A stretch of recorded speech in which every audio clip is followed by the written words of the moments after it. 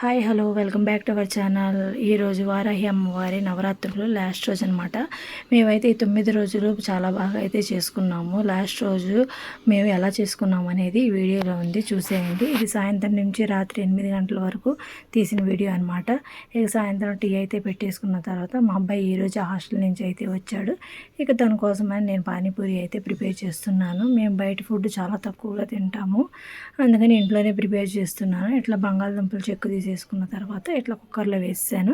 మార్నింగే నానబెట్టిన బఠానీ కూడా వేసి కుక్కర్లో పెట్టేశాను. ఇక్కడ నేనేమో పానీ అయితే తయారు చేస్తున్నాను. కొత్తిమీర, పుదీనా, పచ్చిమిర్చి, అల్లం ముక్కలు వేసి మిక్సీ అయితే పట్టుకుంటున్నాను. ఇంకో పక్కన టీ కూడా రెడీ అయిపోతుంది. ఇంకో పక్కనేమో కుక్కర్ కూడా విజిల్ అయితే వచ్చేసింది. ఇట్లా మెత్తగా మిక్సీ పట్టుకున్న తర్వాత అందులో కొంచెం చింతపండు రసం కూడా వేసి కొంచెం నిమ్మకాయ కూడా పిండిన తర్వాత మళ్ళీ ఒకసారి మిక్సీ అయితే పట్టుకున్న తర్వాత దీన్ని ఇట్లా మొత్తం పూర్తిగా వడకట్టేసుకోవాలి. తొరకలు అనేది లేకోకుండా వడకట్టుకున్న తర్వాత ఆ చిక్కదనానికి సరిపడంత నీళ్లు పోసుకొని కొంచెం ఉప్పు, కొంచెం కారం కూడా వేసుకొని కలిపి రెడీ చేసుకొని పక్కన పెట్టి ఉంచుకుంటే చాట్ మసాలా కూడా వేసుకుంటారు. నా దగ్గర అయితే లేదని నేను వేయలేదు. ఆ బంగాళదుంపలన్నీ ఉడికిపోయినాయి. ప్రెషర్ పోయేలోపు నేనైతే అంట్లన్నీ తోమేసుకొని ఓ పక్కన అయితే పెట్టేసుకున్నాను. మా అబ్బాయి మార్నింగ్ హాస్టల్ నుంచి వచ్చేటప్పుడు విడిసిన బట్టలు అయితే తీసుకొచ్చాడు. అవన్నీ బ్యాగ్లో తీసి బయట అయితే వేసేసాను. సాయంత్రం పూజ ఉంది కదా, ఇంట్లో ఎందుకు, వాతావరణం కూడా చల్లగా ఉంది, తర్వాత ఉతుకుదాంలే అని చెప్పి బయట అయితే పెట్టేశాను. ఇది అయిన తర్వాత ఇల్లంతా శుభ్రంగా ఊరిసి మాపు పెట్టేసేసుకున్నాను. మాకు తెలిసిన పంతులు గారేమో సాయంత్రం చేసుకోండి పూజ, సూర్యాస్తమం అయిన తర్వాత ఎప్పుడైనా చేసుకోవచ్చు, ఎంత లేట్ అయితే అంత మంచిదని చెప్పారని మేము 8ంటికి అయితే పూజ అయితే చేసుకుంటున్నాము ప్రతిరోజు.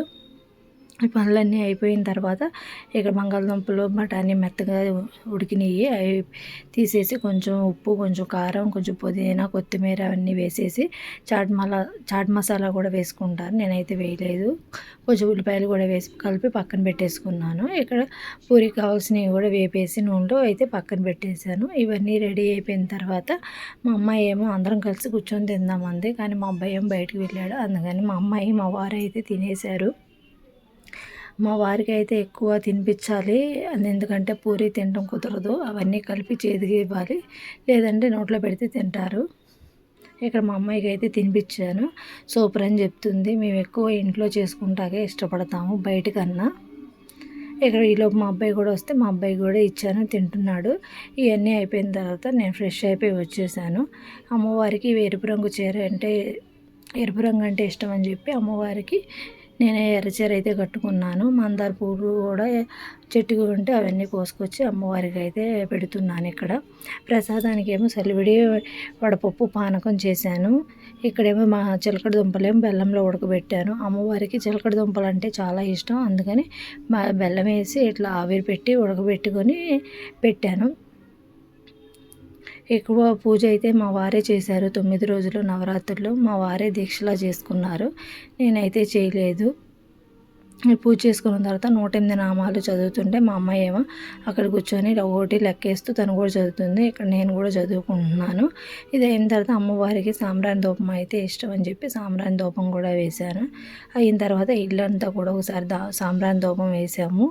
ఇక్కడ గడపలకు కూడా అయితే వేసేసాము.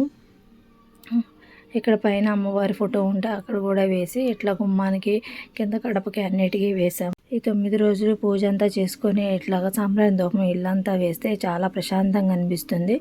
అమ్మవారు మాతోనే ఉన్నట్టు, మేము చెప్పినవి విన్నట్టు అనిపిస్తుంది. ఇట్లా పూజ చేసిన తర్వాత దేవుడి మందిరం కూడా చాలా కళగా అనిపిస్తుంది. ఈ పూజ అయిన తర్వాత మేమైతే దగ్గరలో ఉన్న అమ్మవారి గుడికి అయితే వెళ్తున్నాము. ముత్యాల అమ్మవారి గుడి. ఆ అమ్మవారి గుడిలోనే ఓ పక్కన వారాహి అమ్మవారిని కూడా పెట్టారు. ఇదిగోండి ఇంటి దగ్గరలో ఉన్న అమ్మవారి గుడి. ఈ గుడికి అయితే వచ్చాము. ఇక్కడ పంతులు గారికి అమ్మవారికి పెట్టమని పసుపు కుంకుమ, జాకెట్ ముక్క అవన్నీ అమ్మవారికి ఇచ్చాము, ముత్యాల అమ్మవారికి. ఇక్కడేమో నేనేమో వారాహి అమ్మవారికి ఇట్లాగా జాకెట్ ముక్క, గాజులు, పసుపు కుంకుమ, తాంబూలు అవన్నీ పెట్టి పసుపు కుంకుమ కూడా వేశాను. వేసిన తర్వాత ఇక్కడైతే దండం పెట్టుకున్న తర్వాత మా వారిని వెళ్ళి కొబ్బరికాయ కొట్టురమ్మంటే ఇట్లా అమ్మవారికి కొబ్బరికాయ కొట్టరావడానికి అయితే వెళ్ళారు. చూడండి చాలా లేట్ అయిపోయింది. ఇంట్లోనే పూజ మొదలెట్టేటప్పటికి 8 అయింది. ఇక గుడికి వచ్చేటప్పటికి చాలా టైం అయితే అయిపోయింది. ఈ పూజ అంతా అయిపోయిన తర్వాత గుళ్ళో ఉన్న పంతులు గారు ఇక అమ్మవారికి హారతిస్తాను మీరు కూడా ఉండండి అని చెప్తే మేము అక్కడ కూర్చొని ఉన్నాము. అక్కడ చిన్న చిన్న పిల్లలు శ్లోకాలు అవి చదువుతున్నారు. చాలా వినటానికి ఎంత హాయిగా అనిపిస్తుంది.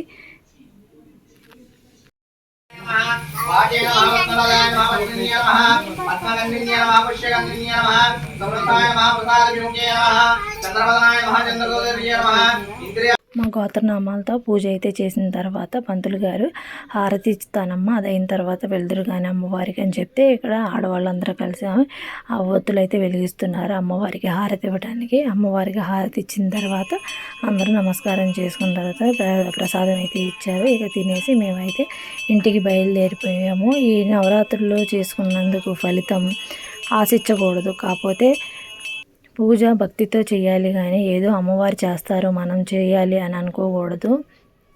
మనం చేయడం వరకే మన పని. భక్తితో అమ్మవారు ఇచ్చేది అమ్మవారు ఇస్తారు. ఈ వీడియో కనుక మీకు నచ్చినట్లయితే లైక్ చేయండి, కామెంట్ చేయండి, సబ్స్క్రైబ్